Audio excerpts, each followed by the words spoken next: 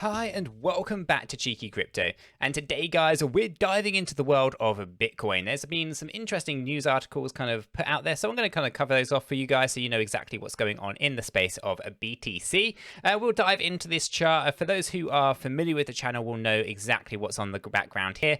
This is my Bitcoin to USD chart, Bitstamp, pretty much looking at all the bull runs so far and kind of seeing where things are likely to go. I'll go into that in a bit of detail as we get into the latter part of this video, but first of all guys, we're going to dive into what's going on in the news aspects of BTC and what's some bullish kind of indication of things to come, right? So as we get into this, if you do find it useful and informative, hit that like button. I really do appreciate that. If you happen to be new, why not go ahead and subscribe, tap that bell, select all notifications, and in doing so you will be kept up to date with absolutely everything that we do here at 𝗕𝗘𝗪𝗏. Right, with that said, done and out of the way, let's start things off by talking about this. So there's following a 3-month ban, Iran reinstates its crypto mining industry. Now, I'm not going to read the whole thing in its entirety, guys, but I do find it quite interesting that there was a 3-month kind of pullback, if you will. And what do we see now? We enter October. Well, the ban's been lifted. You can all crack on now. We've filled our bags with some cheaper Bitcoin, right? After inciting some fear. So I don't think it's specifically Iran, but you get the idea. But Iran has once again decided to resume crypto mining operations in the country following a 3-month ban. So I'm not going to read the whole thing. I'll link it into the video description if you're interested. But I do think the title was quite an interesting one to kind of just see exactly what's going on there, right? But crypto mining helps Iran evade the tough sanctions levied by the US and things like that. So the ban timing and all of that kind of stuff, it was all a bit iffy. And now obviously we are the 2nd of October, right? And we saw exactly what happened yesterday, almost like you turn over into October and the needle moves to the upside, right? And what do we see? Well, we see the bans being lifted. So I did find it very, very interesting, the timing on it and everything like that. But the second piece of news that I thought was a little bit more interesting was that the Fed chairman assures that they won't ban cryptocurrencies as Bitcoin edges closer to 50K, right? So the Fed chairman said that there is no intention to ban cryptocurrencies, but will place appropriate regulations, right? Which is, we've been after. We want good regulations in the space, right? We want regulations that work for cryptocurrencies, with cryptocurrencies, for the people of the world, right? And, from the US, from a UK point of view, from a European point of view, it doesn't really matter where. But, we can't live in the wild, wild west forever. It's great because this is where you see the volatility, you see these swings, but it's also bad because you get a lot of bad actors in the space, right? We need good regulations. It's really hard to say that you don't need it. You do need regulations. You need to work with these entities if you truly want to see these big players come in with the big capital to actually start to make this market more mature. This is about real world use case after all. It's about governmental contracts, and it's about making this technology accessible to billions of people, right? So you need regulations for that. It's not something that you can just kind of do without it, right? So it's good to see that they're actually talking about placing appropriate regulations. What that means, and if we ever will see it, will be interesting. But nonetheless, it's an interesting kind of thing to kind of come to. Now, Powell compared stablecoins to market funds and said that they will require regulations as well. Obviously, they will do. CBDCs are obviously the most interesting thing because obviously CBDCs will be a direct competitor to stablecoins, if you will. So it'll be interesting to see kind of how those regulations become stablecoin friendly or unstablecoin friendly, depending on what you want to kind of look at it as. But I'm not going to read the whole thing, guys. I will again link it in the description below. But interesting kind of to see this kind of come out now, right? They didn't come out with this back in June or back in July or even through September, right? Instead, we saw it happen right on the cusp of October 1st, right? So interesting stuff occurring. Timing is again, critical, and things are really heating up now for Bitcoin, right? So interesting stuff kind of going on in the background here. So good to see that they won't ban cryptocurrencies and the ban's been lifted by Iran, right? But good news doesn't end there because we also have El Salvador beginning its mining operations with volcanic energy. I did see a video on this. This is absolutely awesome stuff going on, guys. So well worth checking out this article. Again, I will link it in the below.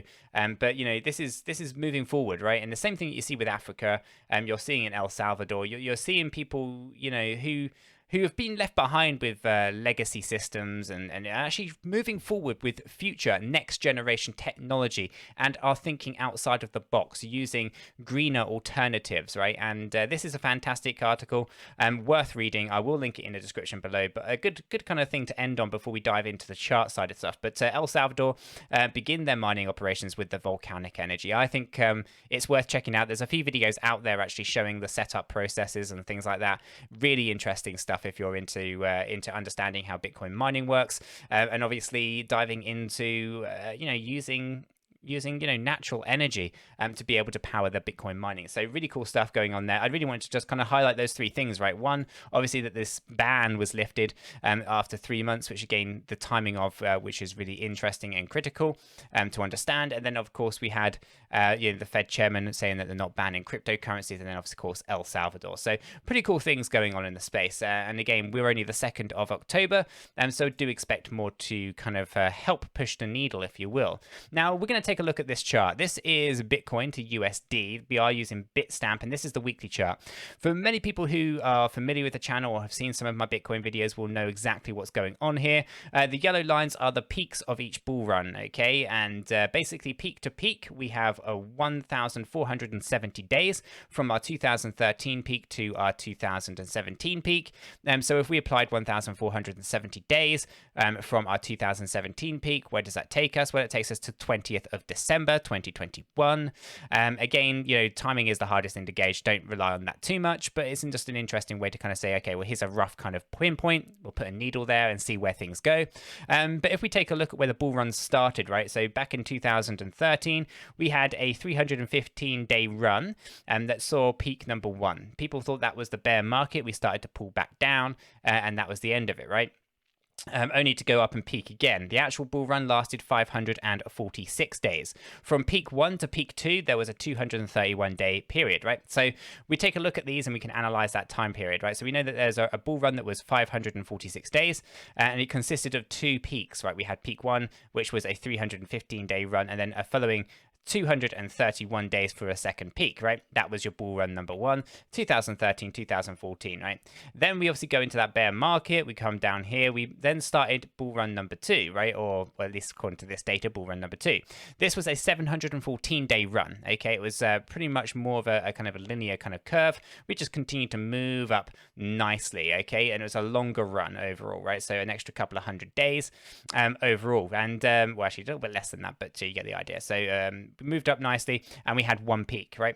Then we slipped down into a bear market, okay? And the bull run for us started over here back in July of 2020. That's technically where we see the bull run peaking above the Gaussian channel, okay? So or at least the actual candles peaking above the Gaussian channel.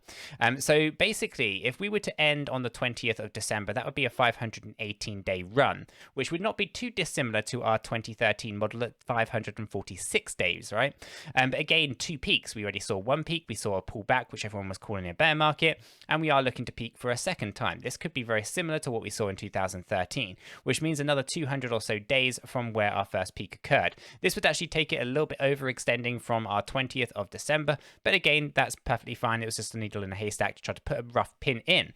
So overall, that could be quite an interesting point to kind of acknowledge and to kind of see what's going on. Now, the reason that the bull run hasn't finished, for me personally, it would be the shortest bull run in history at only 266 days if the 65k was the peak of Bitcoin. Okay, and we obviously take a look where we saw previously people were thinking that we're going into a bear market 315 days in previously in 2013, right? So we know that that was short. That was incredibly short that people were calling it a bear market before we're actually peaking up. And now we have an even shorter period that people are calling a bear market. So that's why it just doesn't make a lot of sense. But it goes a little bit deeper than just that, right? So this is just time-based stuff. Timing is the hardest thing to get, though. So we have to kind of take that with a pinch of salt. But what happens when we actually overlay the Gaussian channel? Now, the Gaussian channel is a good indication of the bull runs versus the bear markets. And specifically on this weekly chart, we can see that basically we're riding up this 2013 run, and we didn't slip inside this Gaussian channel at all until we went into a bear market, okay?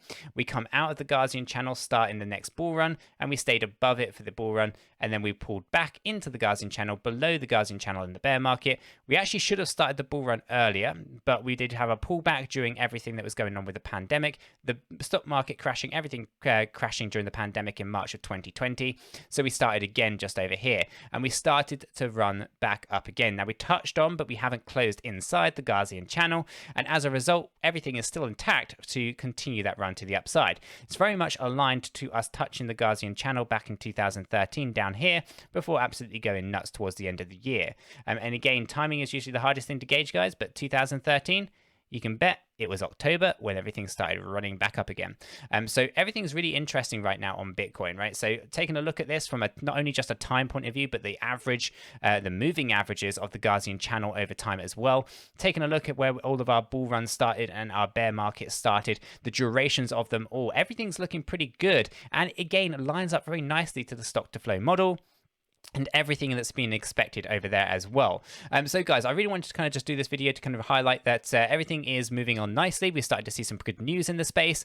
We are starting to see bans getting lifted. We got the Fed chairman coming out saying that they are not going to be banning cryptocurrencies, and I expect a lot more kind of good positive news to kind of come out here in the very near future to kind of move that needle up to the upside. Now all those whales have been buying up the dip and buying up all the fear that's been up for sale, spreading all the FUD and all the nonsense that's been going out recently.